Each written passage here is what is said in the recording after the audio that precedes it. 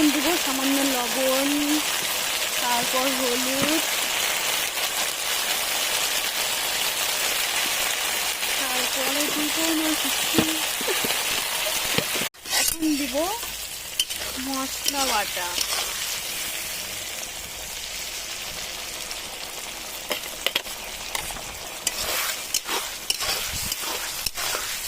ভালো করে নেড়ে চেড়ে কষিয়ে মশলা। পেঁয়াজটা এখন লাল লাল হয়ে গেছে, এবার দেবো টমেটো কুচি।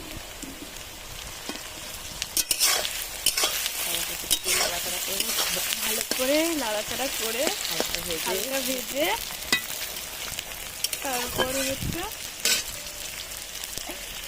এই যে আমাদের মশলা কষানো হয়ে গেছে, এরপর দিব আমরা চিকেন।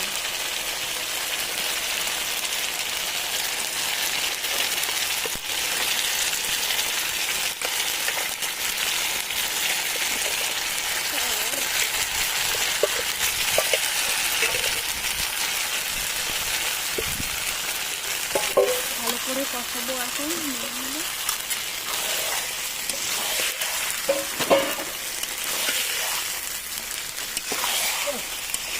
ভালো করে নিয়ে নেবো 10 মিনিট।